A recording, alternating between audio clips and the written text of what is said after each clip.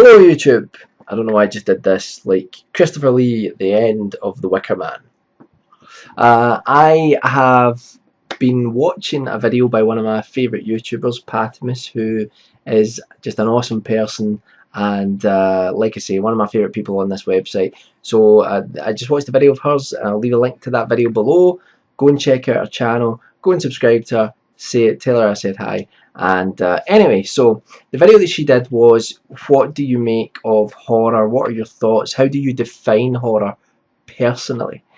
And I have a rather convoluted, long and boring answer to this, so get comfortable.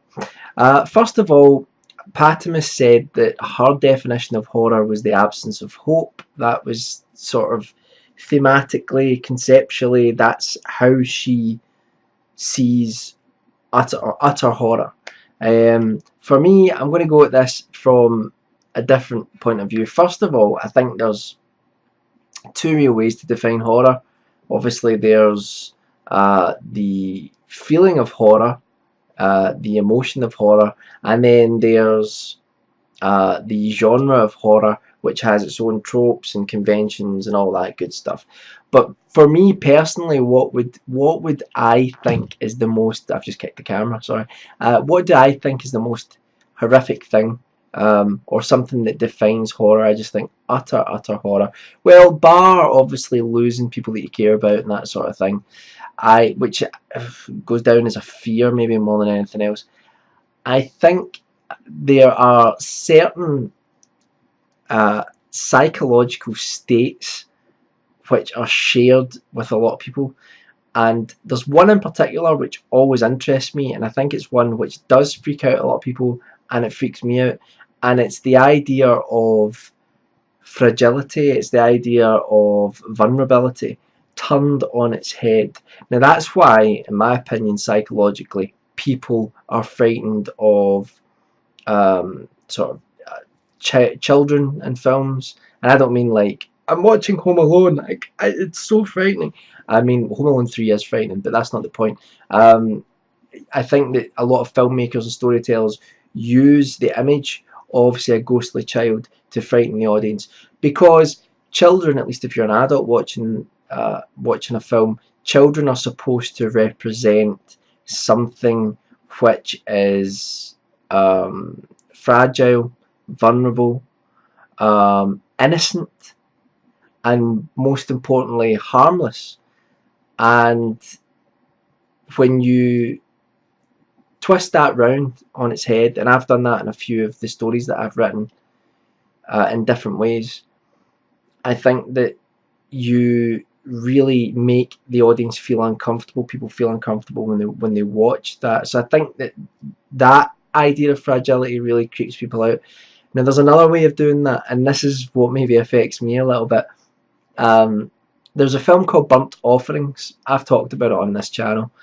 It's not the best horror film ever made, but it certainly had one of the most frightening moments to me. And I'm not going to ruin it entirely, but it involves an old lady, if you've seen the film. And also there's a scene in the adaptation of Stephen King's It with an old woman who sort of turns into someone's father all of a sudden, which is quite frightening. And also the women in Room 237 in The Shining. I could go on. There are just loads of examples of that. And I don't think it's a female thing.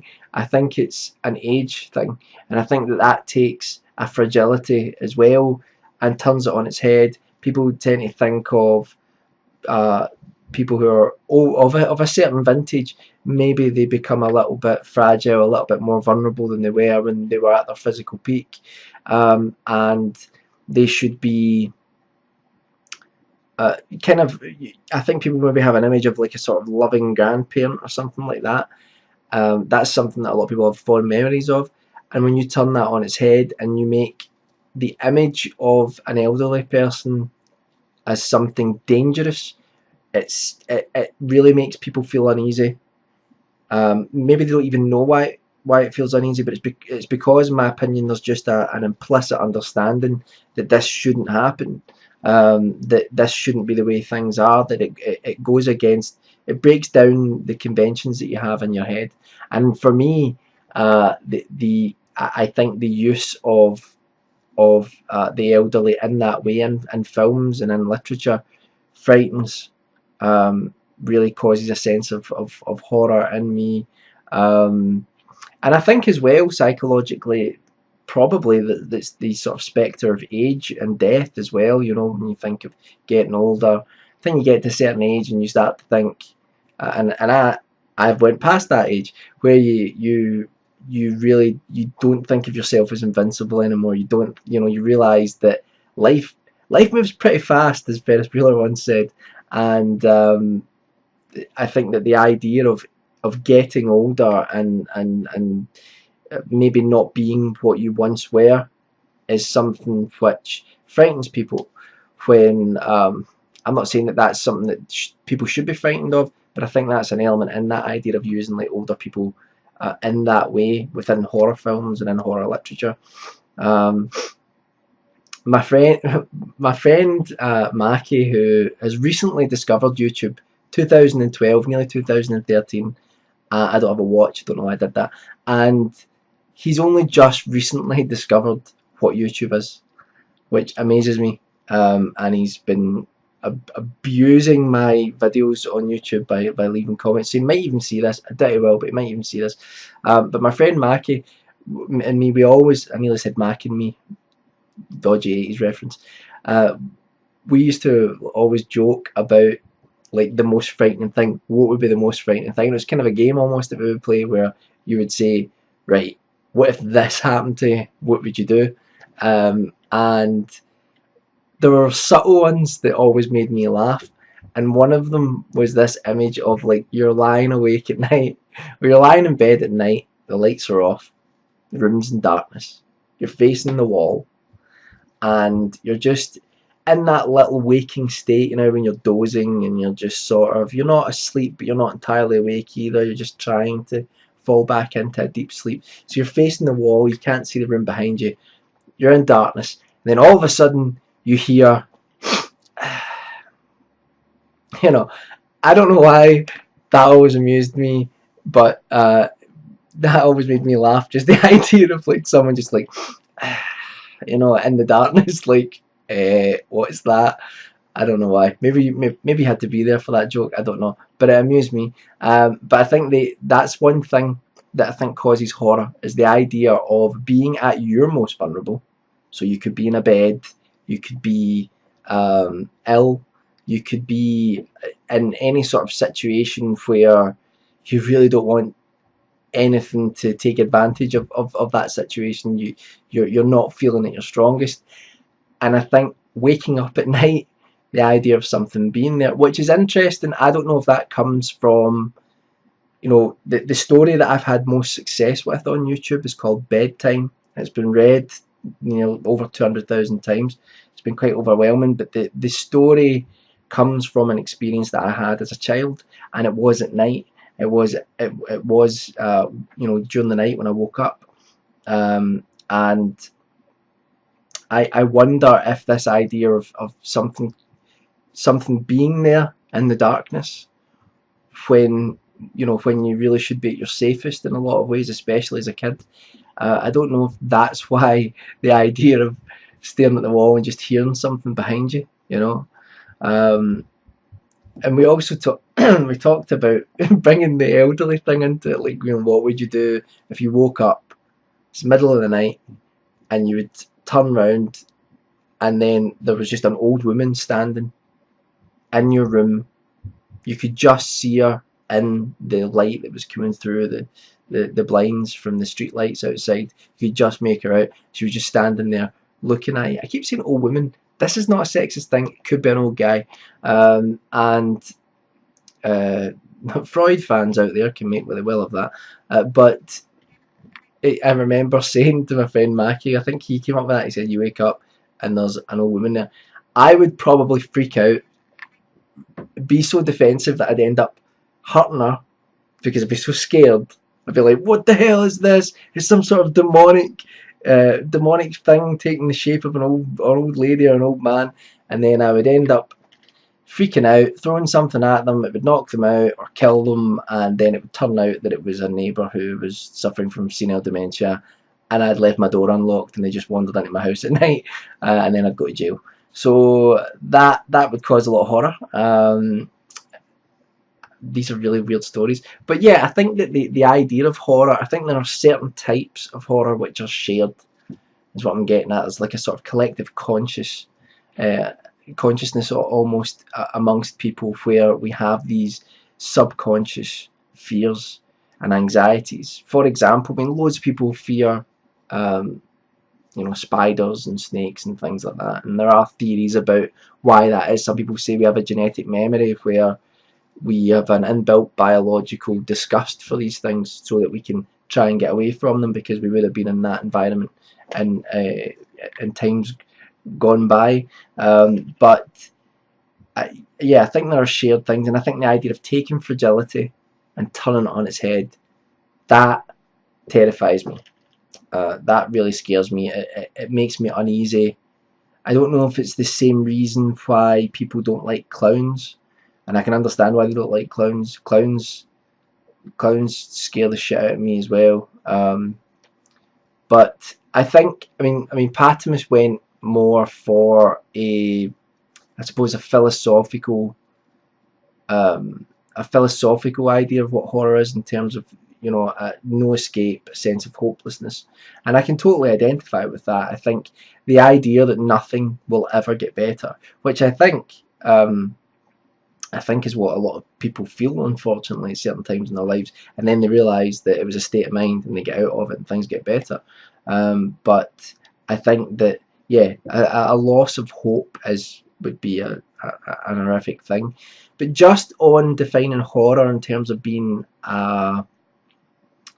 like the genre itself, Eric from the Cinephiles, which is one of my favourite review shows. In fact, it is my favourite review show. Go check that out. He said something when they were reviewing Evil Dead 2, and he said that horror does not have to be frightening, and this always stuck in my mind when he said that. And he was totally correct. So when you're looking at the horror genre, there are aspects of it which, I mean, at a base level, it started by making things which would cause the feeling of horror in the audience. But cinema has been going for so long now, over a century, where we've got to the point that there are conventions now and ideas that are synonymous with horror,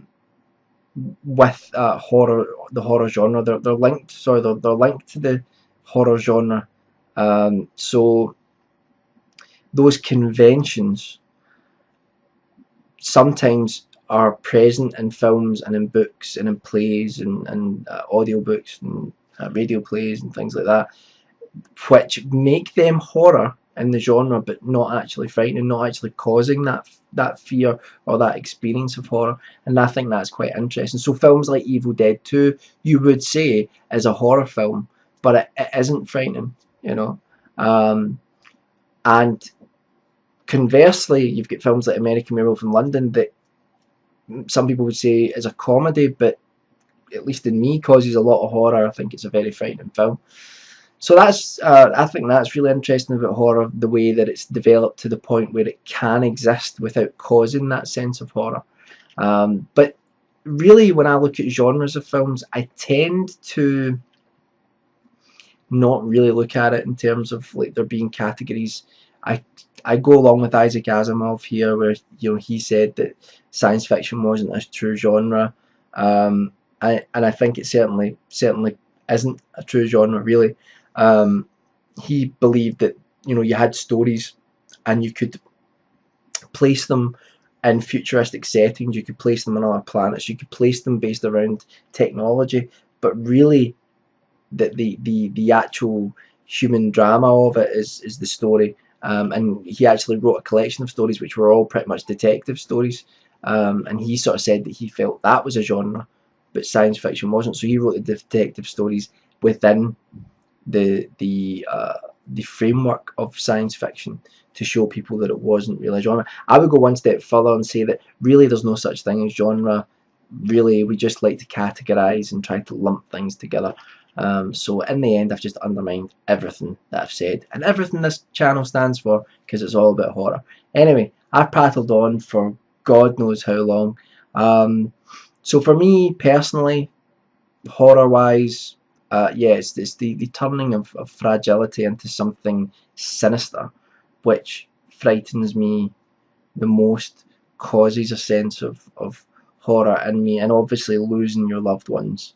I think that was a great sense. That's a great sense of horror as well. So yeah, that's about all I want to say about it, because if I keep talking you will probably fall asleep. So anyway, thanks to Patimus for making that video.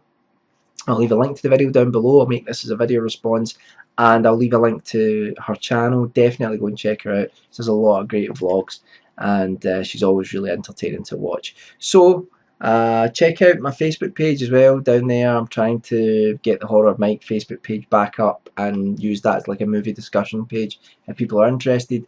And I'll be back soon with some more videos. And my voice has just went for some reason. So yeah, bye for now.